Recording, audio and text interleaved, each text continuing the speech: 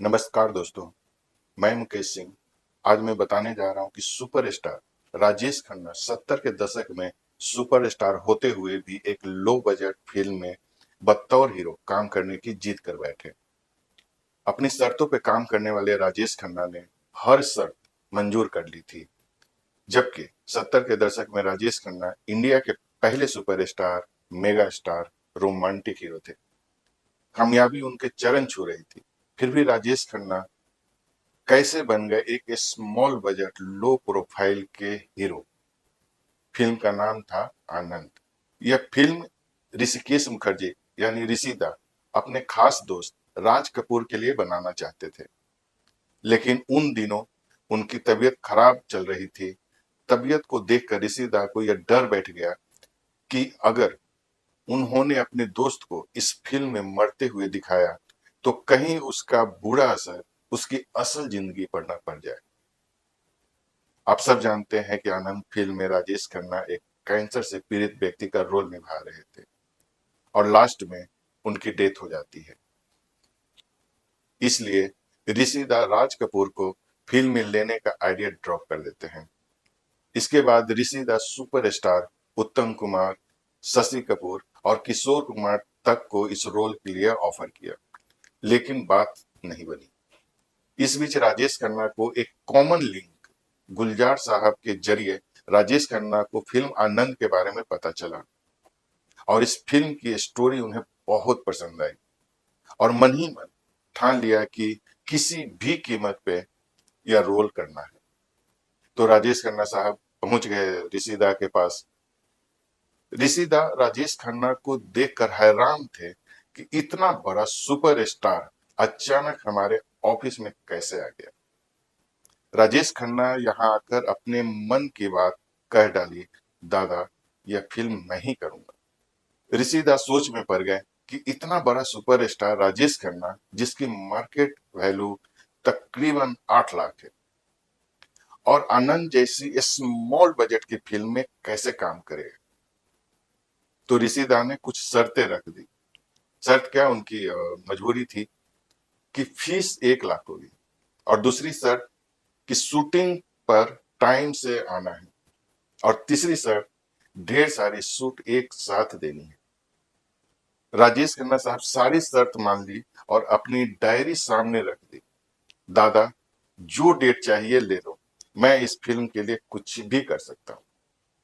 तो इस तरह से 70 के दशक का सुपरस्टार राजेश खन्ना साहब बन गए एक स्मॉल बजट की फिल्म आनंद के हीरो।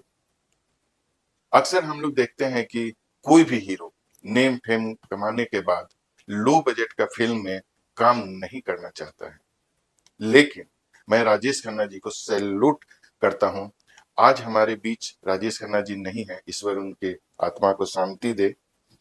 आनंद फिल्म में राजेश खन्ना और अमिताभ बच्चन दोनों ही काम कर रहे थे, और इस फिल्म का एक गीत है, कहीं दूर जब दिन ढल जाए, सांझ की दुल्हन बदन चुराए, चुपके से आए।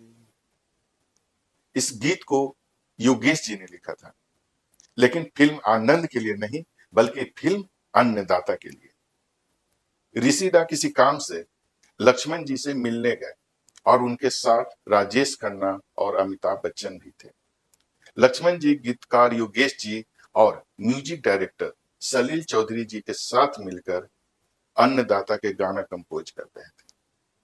उसी समय ऋषिदा राजेश खन्ना जी और अमिताभ बच्चन जी के कानों में फिल्म अन्नदाता के गीत सुनाई दिया, जिसके बोल थे, कहीं दूर जब दिन ढल जाए, शाम का दुल्हन बदन चुराए।